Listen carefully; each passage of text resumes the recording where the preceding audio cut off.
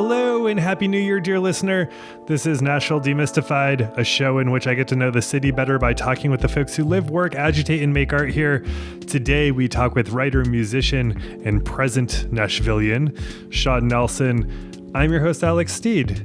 Nashville Demystified is made possible by Knack Factory, a video and content production house with offices here in the city. And this show is distributed by We Own This Town, a collection of podcasts made by Nashvillians.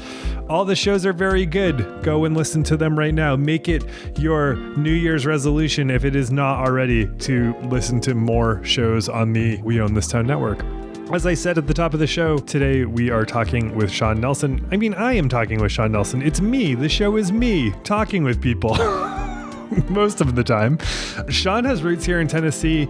He is of the Greenbrier Distillery Nelsons, which I learned only in passing when he noticed a bottle of the whiskey at the studio. He's living here in the city after a long stretch in Seattle, where he was a writer for Seattle's infamous biweekly paper, The Stranger. Sean's a prolific musician. He recently put out a truly incredible tribute to Harry Nilsson. It's called Nelson Sings Nilsson. The project has been 18 years in the making, maybe more. Sean has released a number of other albums that have come together in the time he's been putting together that one. As a musician, he's probably best known as the singer of Harvey Danger, which put out one of the very best singles in that weird period in the 1990s where actual quote-unquote alternative rock could find itself on the radio. It was called Flagpole Sitta. I think Sitta. Sitta. I can't remember if it's a hard R or not, but that's how I said it because I'm from Maine. Hopefully that's the right way to say it. First, please subscribe to the show wherever you listen to podcasts. Leave a review. I actually just looked to see if you have left reviews, and some of you have, and I am grateful for that because in theory, it helps the show. I only ask because bigger shows that I listen to ask the same thing, and I assume that if Phoebe Judge of Criminal says that leaving reviews is important, or Ezra Klein says that leaving reviews is important, I should also be asking you to do the same thing. Some of you have done it, and I appreciate it. You can also follow along on Instagram and Twitter. If you're on Facebook still for some reason, you can find us there as well. Believe it or not, Nashville Demystified has been chugging along for 9 months. I've played with format of the show here and there. When we started, it was a conversation with a new Nashvillian, and then another conversation with someone who's been here longer. We've had episodes since that are entirely sound collages and others that are devoted to offbeat history. Nashville Demystified, I'd say, as a format is still a work in progress, though the intent is always the same. This is my endeavor to try to get to know the city better. Without an assignment, so to speak, I'd be at risk at simply just living here and falling into traps of familiarity. I hate it, but I'm very much a creature of habit, even though I used to not be. I used to be just an agent of chaos, but now... now habit has a way of making me feel good. So incorporated into my habit something that helps me understand the city better. The show is a challenge to myself to, become familiar with my surroundings, become familiar with its history, become familiar with what makes this place special. So without a challenge, I would just be a shut-in, and I appreciate you sitting in on this exercise that ensures I don't become that. And really, the show, it's been successful by way of being a catalyst for getting to know the city. By way of guests and listeners, I've come across insights, best practices, insider tips, urban legends. In my script, it says urgent legends, and I don't know what that would be, but I've become familiar with urban legends, and I know how to do the Aldi shuffle, which is a thing that guest Erin Ray talked about when she was on a couple months back. I know about malls that are no longer in existence. I know about Nashville's improv scene from the 1970s, when we talked with Daniel Butler about Jim Varney and the creation of the Ernest character. I've learned quite a bit that I don't think I would have been familiar with otherwise, and I'm grateful for that. because of the nature of this town and its industry, I'd say in the past handful of months, and because of my social circles generally, but because of the past handful of months, there's been a heavy focus on talking with musicians and entertainers. But even that streak is going to shift in the coming weeks. This week, we talk with Sean, of course, and we'll talk next week with the Weird Sisters. And I'm going to play with format a little bit there, which honors how much of a trip that chat was. But after that, starting in the middle of January, or a little bit after the middle, I guess, Nashville Demystified is going to spend a handful of months exploring Nashville in the 1980s. I'm eager, however, to share that series or mini series with you. I want to get to know Nashville from all angles and perspectives. And by jumping back a handful of decades as we enter this new one ourselves, I am aiming to do just that. But first, we should talk with Sean Nilsson. Let's do that. Here's Sean. So, Sean, you live in Nashville now. Yes. How did that happen? Well, I moved back about, 14 months ago. My parents are sort of ailing, and that was a big part of why I felt like I needed to come. That's the short version. Most of my family is here, at least one side of my family, and so I felt like I'd been away for a long time, and there was a pressing need that was health-related with my parents. And then there was this sort of slightly larger, more vague sense of, I guess, free-floating duty to... that's D-U-T-Y. Free-floating duty to, like, be or learn how to be part of a family, which I had sort of never really learned how to do. And so I thought it would be important to do that. My brothers, too, are here, and it's been really good to kind of connect with them a bit more. So you came back here from Seattle? Yeah. And can you tell me about the last Nashville you know next to this Nashville that you moved back to? Well, we moved here in 1988. My dad is from here, and he went out to California after college to enroll in this new thing that had just started called USC Film School. And he was in, one of the first classes that they offered. And then he worked in the movie business for like 20 plus years and was very successful at it. He was a sound mixer, and he got nominated for a couple of Oscars, and he was at the top of his profession, and he had this yearning to come back to Nashville and change careers, and so he did. And we all came along, and it was, I had only ever lived in Southern California at that point. I was 14. Being a teenager in Nashville in 1988, 89, 90, it was awful. It's just, there was really, I'm sure for people who were born here and kind of had a more organic sense of what the city was all about, it would have been better for them. But for me, it was just, it seemed like there was nothing going on culture-wise, at least in a way that applied to what I was interested in, which was pretty ill-formed at that point anyway. Just before I left and moved to Seattle in 92, there were the beginnings of interesting kind of like indie music culture here. I'm sure it was actually happening in some way. I just didn't have access to it or know about it. But I started kind of becoming aware of local bands, and they would rent halls and put on shows and stuff. But it was a couple of years before what I always think of as kind of the real turning point in Nashville becoming a city I enjoyed at least visiting when, to see my folks, which was the advent of Lucy's, the record store, because that was not only a really great record store, it was this sort of nexus of a certain subculture that happened to align perfectly with what I was interested in by that point.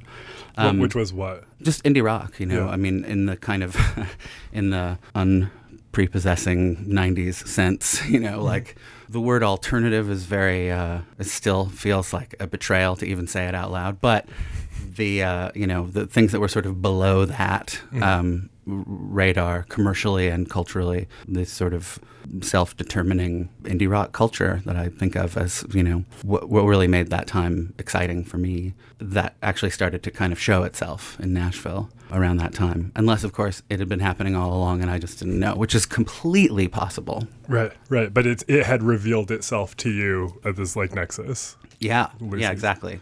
And it was, of course, Seattle was one of the bastions of it. And so that was even how I knew about it at all. But while I lived here, it was like, this is I don't know if it's the dumbest of all examples, but like you couldn't get an espresso drink. And I know that because my friend and I drove around one night just going to every restaurant asking if they had an espresso machine. And they all were like, what are you talking about? Like, they didn't even know what it was. I mean, that's not the measure of a city, clearly, or a culture, but like now you can't walk more than a few blocks before you find a kind of artisanal sort of arrangement. Well, and it's also, I think, like, it has understandably become a symbol of particular things that happen in neighborhoods, like when you can buy a coffee for more than $4 or whatever. Right. However, like, I think people do forget too, like what you're talking about in the context of Lucy's. Like, there was a time, I think, especially in the 90s and probably the 80s as well, but I wasn't as conscious, where if you found like a coffee shop, you could find other people who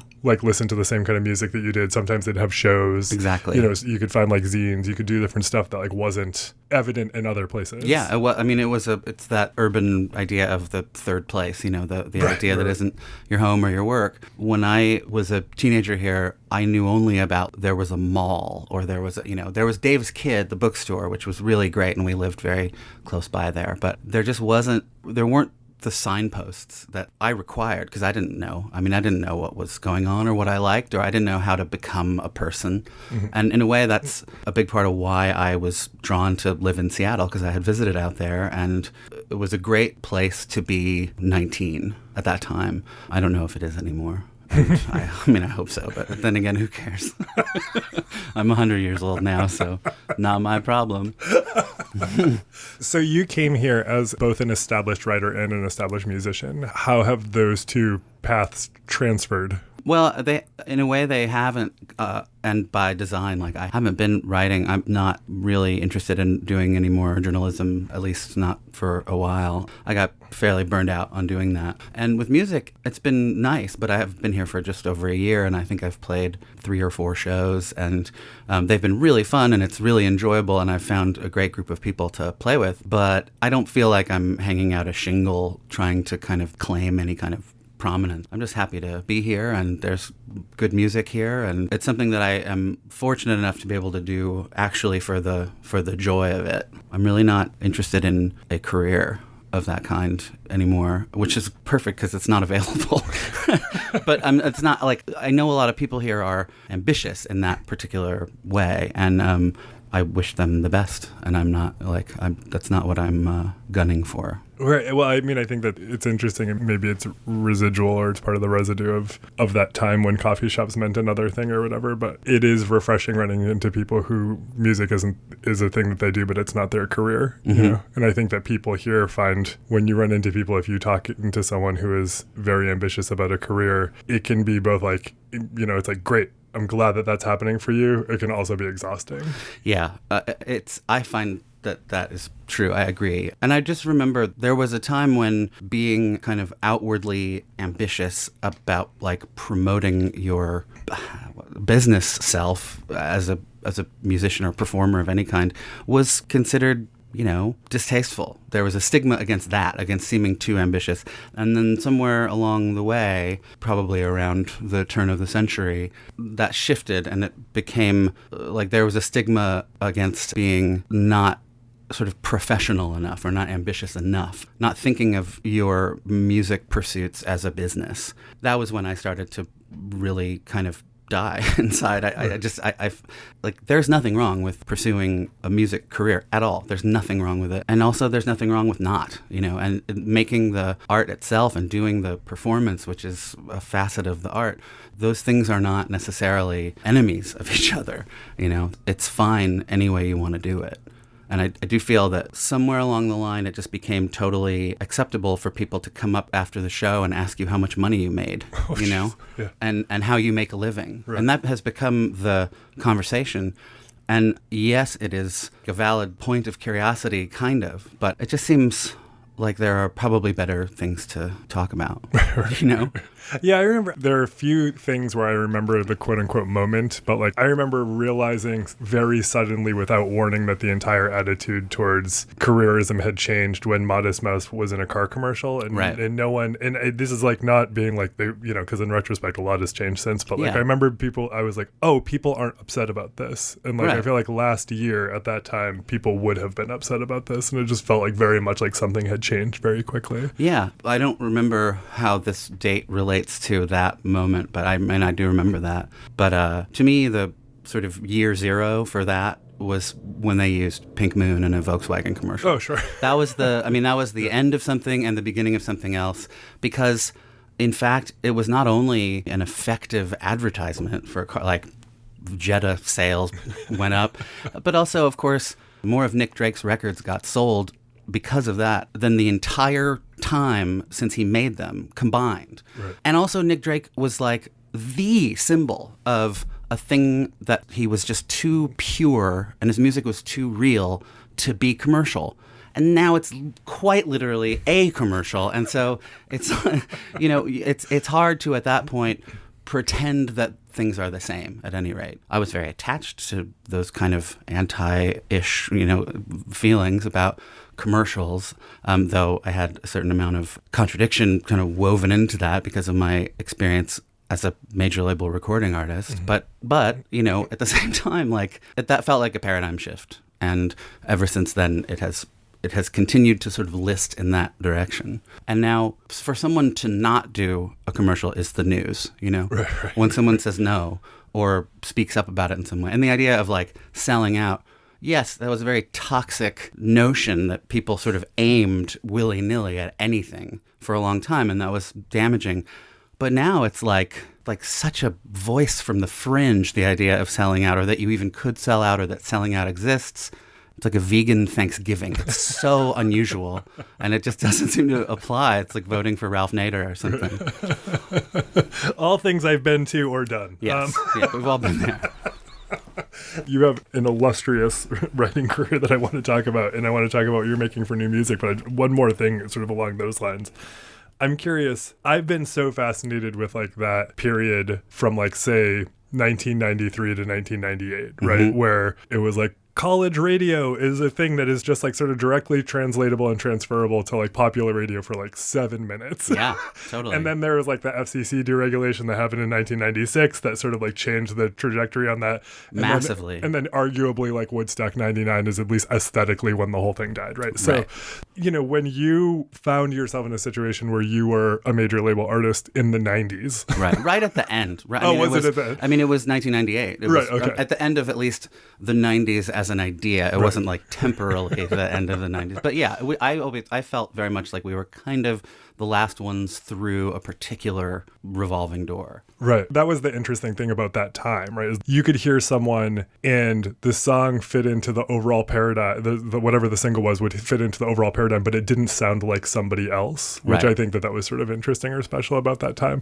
So what was it coming into the 2000s from that? Did you know what was next for you? Or were you just all right, let's figure it out? I mean, in a way, it was really obvious that we were on that sort of one-hit wonder trajectory. It wasn't like the success of that one song was opening up a whole world of further recordings. It wasn't as though our band became a popular, beloved thing. It was just everybody, not everybody, definitely not everybody, but lots of people liked this one song, and they liked it a lot, and they would never stop playing it on the radio. And, from the initial thing of oh my God, somebody likes something we did. I can't believe it. We've been a band for 4 years and no one's ever even noticed. Then it turns into here you go, step into this world that you have only ever imagined what it could be like. And then you find out what it's like, and it's like anyone who has ever taken a ride in a limousine for 5 miles knows exactly what it's like. It's nicer in a way than having to drive your own car or whatever, but there's a lot wrong with it, or there's a lot that's sort of chintzy about it, I guess I would say. But we gained a much bigger audience than we ever would have before. And as a result of that, a tiny fraction of that audience remained interested and stayed with us. And so that was really good. But the story of the first Harvey Danger record is very much we made it for $3,000 over the course of 6 days. It couldn't have been a smaller scale thing. And that very record is the thing that kind of became, the initial pressing was 1,200 copies. And then it sold like 500,000 copies, or I don't know how many really, but at least that many. And then we went to record the second album and made several of the kind of classic second album mistakes, big expensive studio, like all of that stuff. But while we were making it, the first of the huge major label mergers happened, and I can't remember if it was Seagram's or Vivendi, or some, pretty massive conglomerate bought another slightly smaller conglomerate, and then all of the divisions of those two conglomerates kind of had to wait while someone decided who worked for whom and who owned which contract. And meanwhile, that took almost 2 years. And by the time they got around to saying, okay, great, your record is going to come out, I mean, it was like we might as well have been the Dave Clark Five. Like no one remembered really or cared that much. So all the kind of silly elements of MTV and radio-based hit having so that you can do this next thing, those kind of all just evaporated pretty almost instantaneously. And the audiences had changed, because by that time it was really the world of Limp Bizkit and Britney Spears, before which it was like not unheard of for the Flaming Lips to be on an alternative rock radio station, or, there was a lot of trash, but there was a lot of great stuff too. And you couldn't really, it's not like you could just release a single on Spotify, right? Like there was a distribution system that, that was the only way. Right. Yeah. If there was a merger and you were in the middle of it, you weren't putting anything out. And I was a partner in what was then a very small label and became a slightly bigger small label, Barsuk Records at that time. And so I was able to see the version of slugging it out, small show by small show, van tour by van tour, with little to no support from any of the kind of big institutions. And it takes a little longer, and it's a little bit harder to measure. But, the big success story was Death Cab for Cutie, who were really good friends of mine. And watching them go from this little band that was almost imaginary to being a really well-loved band on a very small circuit to being gradually becoming what they are now, which is a band with a long career and a bunch of albums and incredibly devout following. It was very clear that, that's probably the better way to do it if you're, if you're able to, if you're not shrewd but smart. Mm-hmm. And also, of course, really talented, and that's another whole area. But seeing the world change from the perspective of a large stage at a festival, and seeing it go from this sort of however critical you may have been as a target of music marketing or whatever in the mid-90s, who may have had, the odd sort of punk leaning, or who was, very wary of being marketed to. That's one thing. It's one thing to look around at what was called Alternative Nation and be like, don't try and put that barcode on my forehead. That's not me. Which is, great. But then to then have it turn into give me that barcode. Is it free? And the violence of it and it was just ugly. And so it was it was convenient that we wanted no part of it because we were offered no part of it, and that was that. Yeah. What's the book? It's based on the Minutemen song. Is it This Band? Our Band Could Be Your Life. Oh, right. Yeah. Yeah. I read that. It's so funny, the difference between reading it. I read it around when it came out when I was a child. Yeah. And I read it last year. Yeah. And I think I just read it before, when I read it when it first came out, I read it because I wanted to live vicariously and all those stories and stuff. And I remember what stood out so much about reading it, knowing everything I know now, was how much I was struck by how Sonic Youth were secret careerists. They got it from the beginning and sort of played it, and then also made it look like they weren't doing that. And then just reading how much of a legitimate disaster the Butthole Surfers were. Right. And seeing what the actual reality of the lived experience of DIY actually was like, right? Yeah. It was either you could be very successful by knowing how to game it a bit, or you were a disaster, and if you succeeded, it was remarkable. So. Well, I love that book, and I've also read it a couple of times and had that a very similar the romance, and then oh my God, the calculation. But it's romantic from a distance, but I'm sure while it's happening, there was very little romance attached to those experiences. And, that was a time when the Butthole Surfers, the very quality that made them such a disaster as a sort of unit or as a, as a commercial endeavor, could then be like, they also had a song on commercial alternative rock radio, you know, and it wasn't bad. It just wasn't Locust Abortion Technicians era, you know, like that was considered a sort of like shot across the bow, but there were so many shots across the bow and the ship never got hit, you know, at all. It was an interesting time to live through, primarily because you thought it would keep sort of following that trajectory in some way, whatever way it would keep, this was like the beginning of a thing. And in fact, it was like the beginning of a thing that ended 1 second later. And that's, you know, like, we now know that that's just how it works. Right. Okay, so you, since then, have established yourself as a writer, and I'm fascinated by you not being a writer right now. I was a columnist, and that defined my identity for a super long time. This podcast is sort of replacing that creative piece. Yeah. Funny side note, before that, as a teenager, I wrote zines, and then when there was a song on the radio that talked about them, like, people understood what I did, so thank you. But the oh, my pleasure. But so writing has been such a big part, but in the middle of the Trump thing, I felt like I didn't know reality had shifted so profoundly, and not just partisan political, but just it feels like in so many ways reality has shifted so freaking hard in the past 2 years that I have had trouble understanding not just my voices, but what my responsibility is in that world. Yeah. So I don't know where you're coming from in your hiatus, but I'd love to know about your hiatus, and I'd love to know about what you did before that. Well, I started working at a paper. Well, I mean, Harvey Danger arose from working at the student newspaper at the University of Washington. We were just all working there, and we kind of started a band, and it was very much just like this thing we did on the side, and then we decided that we really loved doing it and kept doing it. But really, we all, 3 of the 4 of us, wound up having, I guess, what you would have to call careers in journalism, one way or another. And so there was a paper in Seattle called The Stranger, or there is still a paper in Seattle called The Stranger, and I started working there in 1996, and then I quit in 1998 to go be in the band full time. And then when the band kind of went on this indefinite period of like, what are we even doing anymore? I went back to The Stranger for a couple of years. Then I joined another band and left for a couple of years. And then I came back. So it was very much like, it was a place that, it was a very supportive environment for me to do that. And I was really fortunate. And I loved working there. I loved writing for that paper. It eventually encompassed the internet too, but it was pre-internet basically. And for a long time, the paper intentionally had a terrible website because they didn't want people to read the stuff online. Oh, I didn't know that was intentional, but I recall it being terrible. Yeah, it was.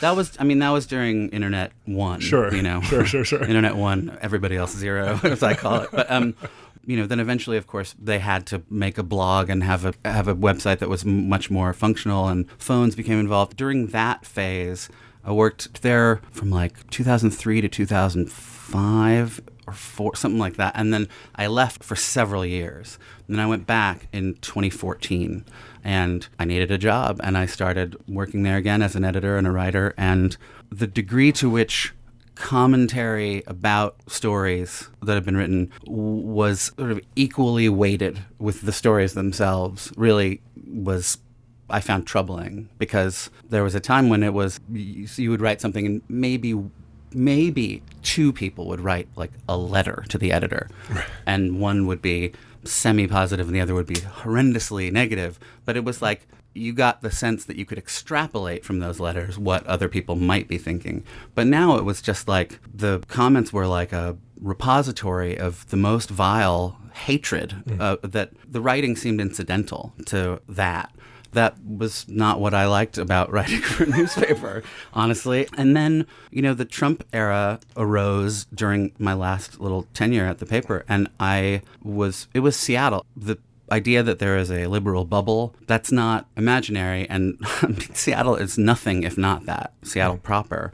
There were 2 Trump rallies in Washington around that time, in Western Washington, and one was about 100 miles north in a town called Linden, and the other one was in Everett, which is like 20 miles away from Seattle. So I covered those, the first one with a group of my colleagues, and then the other one I just went by myself. And I must say, my eyes were skinned open by the atmosphere at those rallies. I just didn't, I mean, I knew in a way, maybe intellectually, like I vaguely knew that there was sort of a stagnant pond of those kind of sentiments, of his supporters, but I didn't understand how active it was and how clearly it had been bred into a lot of people, starting at birth, that, first of all, Hillary Clinton was personally a murderer, right. you know, and that everything about the government was geared towards keeping you personally down, and that there's only one savior, and it's Donald Trump. And the rage that was coming out of them when he made his speech, I guess I really understood it when I listened to his stump speech, which is 45 minutes of horrible sub-Don Rickles stand-up insult comedy, and then, you know, his regular speech. But every time there was a punchline, instead of laughing, the crowd cheered and like screamed with approval. And I just understood something a little more clearly then. And I wrote a piece that was like, I know we all absolutely know that he has no chance of winning, but I mean, he does have a chance of winning, and stop saying he doesn't. And everyone I worked with at the paper was like, you are a fucking idiot. Like, don't be ridiculous. You have, you know, like, they basically were saying that I was not only my own personal credibility, but the credibility of the whole organization was at stake because I had suggested that Donald Trump could win. And then, of course, he won, and everybody had their emotional response. And then it turned into what it has remained, which is everybody just sort of constantly broadcasting the pro or con about the unbearable nightmare of this presidency. And so, like, at a certain point, you can't say anything else. You know, all expressions have been expressed. Yes, it's good to continue to kind of let people know, I guess, where your sympathies lie, but is it? I don't know. I just don't know where the value in that is. Of course, real reporting on him and his various malfeasances is really useful, but the whole, like, the opinion-based narrative is, like, I sort of have come to believe that every word you say just feeds him. Right. You know, pro or con. And also, I don't have anything else to say. I have no new thoughts about it. So that was indicative of a sort of larger thing where whatever we kind of laughingly refer to as the conversation about culture or politics or whatever, I don't have anything to add to it at this point. Yeah. Yeah, I remember the thing that pretty distinctly stuck out to me, and I think it might even have been from before he was elected, was I remember when my editors were asking, they liked particular pieces, and the pieces they liked were ones that stirred conversation. I remember at one point realizing while writing those pieces that, like, my brain would go into a particular kind of rhythm, and I would know that I was, even just, like, not based on the content of what I was writing, I know if I were going to write something and it were going to evoke a response, it became sort of predictable. Mm-hmm.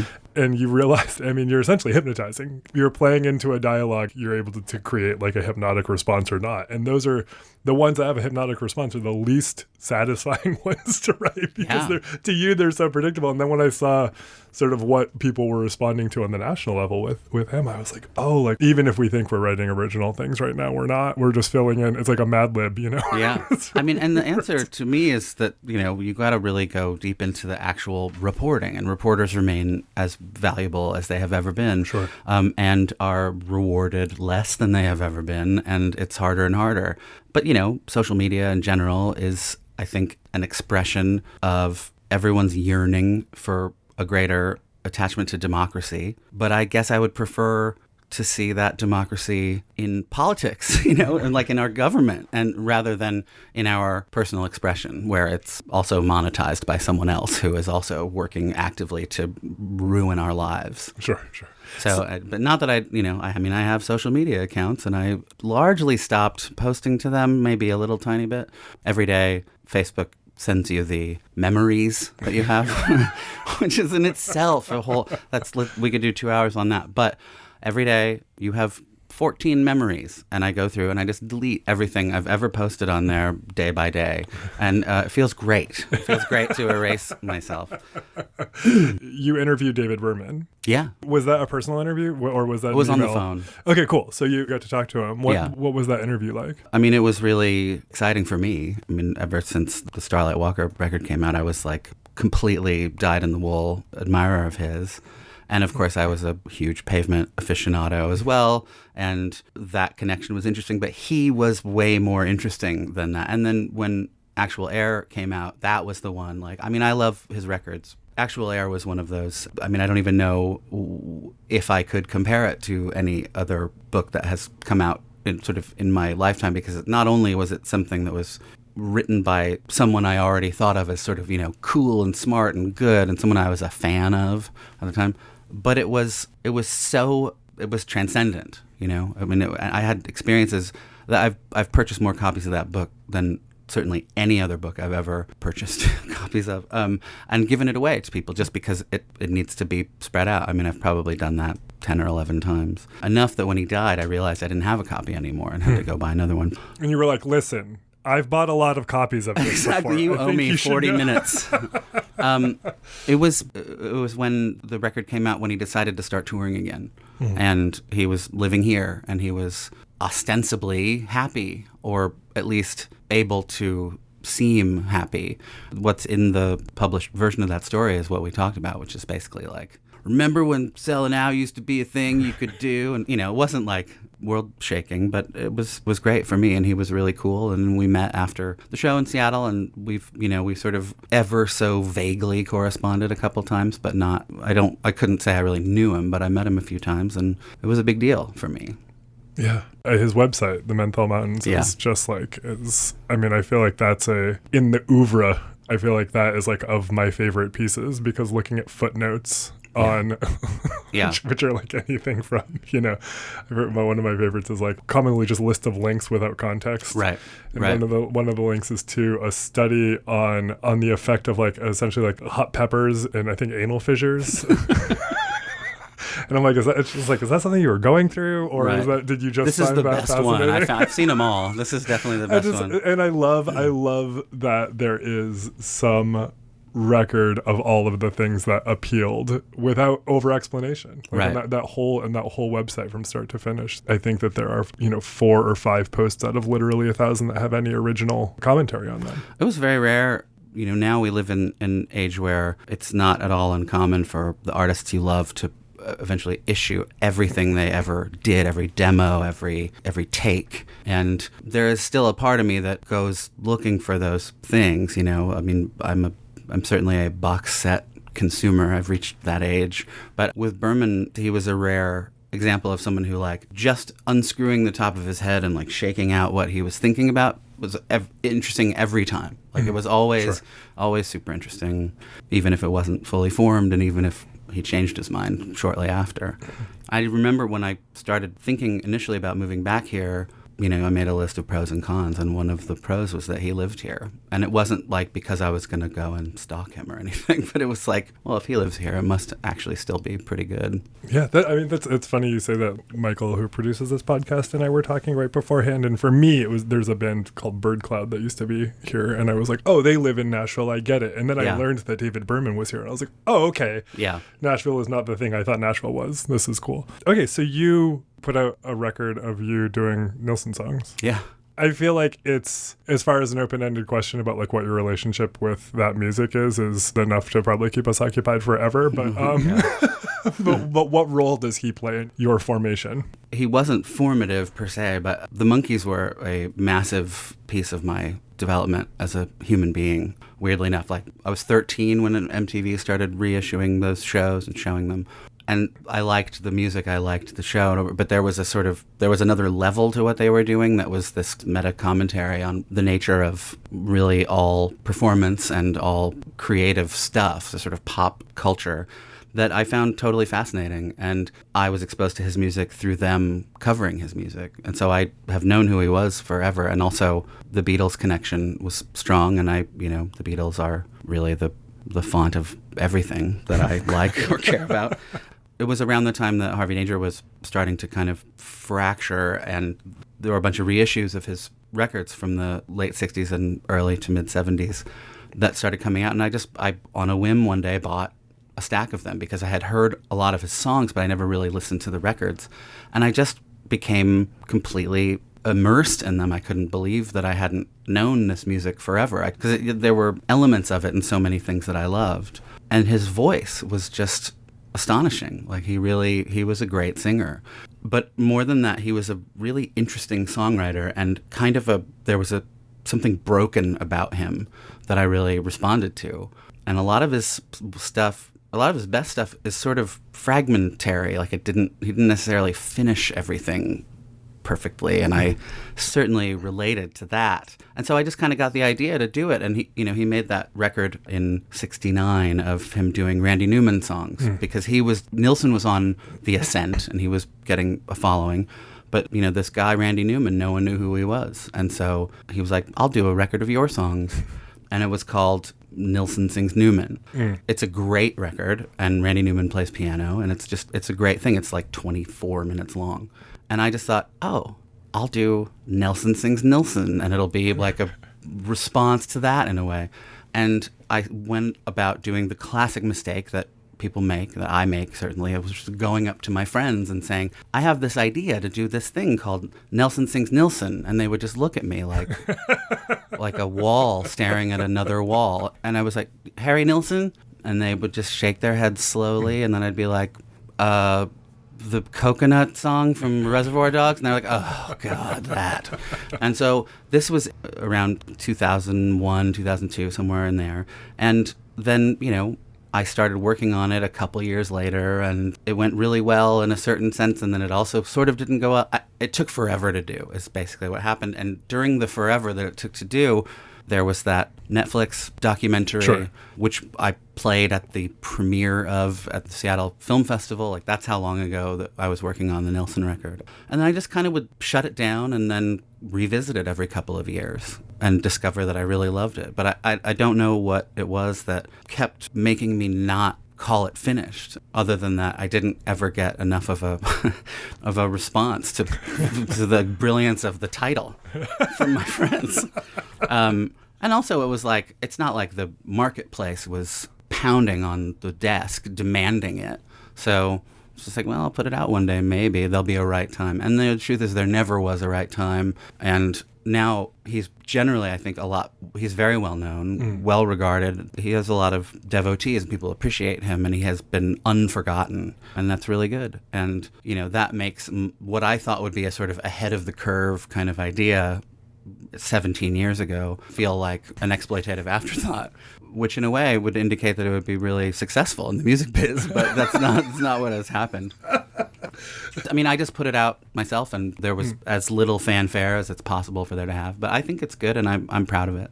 It's me and a 27-piece orchestra. Did you intentionally make it that hard for yourself, or were you... Everything I said just now that's the gentle version of the turmoil that I went through, actually. So this is my wrapping bit, which is you obviously, now over time, Nilsson devotee, Randy Newman also, and who you talk to, David Berman. These are three people that I think about as far as in the top 1% of the top 1% who can deliver a song that on the surface sounds like joyful and optimistic and actually has a turn of phrase or a line or a passage that actually will just like rip your guts out and leave them the floor in front of you. Totally. And even I saw you talk with Fran Lebowitz, who's another person that's their role in society. That was very daunting. Can you tell me about talking? I mean, now I want to hear that, but can you tell me about talking to Randy Newman? I've interviewed him, I think, 3 times over the years. And the first time was because he was coming to Seattle because a Seattle theater company was mounting a show called, like, The Education of Randy Newman or something. It was like a jukebox musical, sort of his songs, but there was a narrative attached to it. And, I mean, it was abysmal. It was a terrible show. But he came to do press and help them out, and I kind of asked him about that. I mean, one of, if not the greatest strengths of his work, I think, is that he's not the guy in the song. Like, he is not the character. He's not the I. And in the play version of it, it was very much like Randy Newman singing this song. And then there would be other characters too, but like centering him seemed like a sort of just a mistake. Of course, I was cowed by his presence. It wasn't like I came in there and was like, don't you think this show sucks? But I was like, musicals. And he was like, oh, they can work sometimes, I guess. And I just sort of, there's a version of interviewing where you have an idea of what you want the person to say, and so you kind of erect a structure that allows them to say only that. And then there's the version where you're like so excited to just hear anything they have to say, and you're giving them sort of prompts, not necessarily softball prompts. They might be interesting questions, but like basically I wanted to hear whatever he wanted to say and then respond to that and actually have it mirror a conversation. And that's basically what happened each of the 3 times. They were really, I mean, I'm sure he forgot them even while they were happening, but to me, they were a real thrill. Seeing that through line between sort of all of those people, that you're saying one thing, but you're really somewhere underneath saying another, or even just in tandem, you're saying another thing. Mm-hmm. Is that your approach, or is that sort of generally what's appealed to you stylistically? Even the Monkees, I mean, it's like they're pop songs, but they're pop songs that are winking to you about being pop songs, about being, yeah, it's a mockumentary. Totally. Ideally, I would love to lay claim to that much guile, but really, when it's somebody I really admire, and I got to the point while working as an arts journalist that I was able to, I had access to interviewing people I really admired, and I didn't have to always interview people I didn't admire necessarily. What I really wanted was to give it the sense of a conversation, a little bit of back and forth, but really I wanted to convey what I understood about them, or like my idea of what their work means or whatever, and get them to sort of confirm or refute it, and sort of go from there. But I definitely didn't have that sort of, how are we going to get him to admit that he stole that pack of gum in 1942? It's much closer to being a fan than it is to being a critic in that sense, though there is a critical element. But those long-running Q&As, I mean, that Fran Lebowitz one is like 6,000 words long or something. If you read the whole thing, I don't know if anyone ever has, but I did. And it's just like the music of their voice, is such a pleasure that you want to just provide not just a platform for it, but like a great platform for it. That's because so much of what is the sort of contemporary industrial arts journalism complex is like, it's about selling a record or, getting people to go buy a ticket to a film or something. And I can't pretend that isn't an element to some extent, but that is like the least interesting part of that whole process to me. Yeah, absolutely. Well, thank you so much for coming and talking to me about all of it. I appreciate it. Right on. Thanks for having me. All right. Good luck out in Nashville. Thanks. Take care, man. Thanks. All right, everybody. Thank you so much for listening to Nashville Demystified. Nashville Demystified is a show, as you have just heard, which endeavors to get to know the city better by talking with folks who live, work, agitate, and make art here. This episode was brought to you by Knack Factory, and we own this town. Thank you so much to Sean Nelson for being on the show. Thank you to Michael Eads, the father of We Own This Town, for putting the episode together, making it sound good. I know it's not an easy task to do, and I appreciate everything you have done to make this sound great, Michael. That's it for now. Next week is the Weird Sisters, like I said, and then after that we dive into the 80s. All right, we'll talk soon.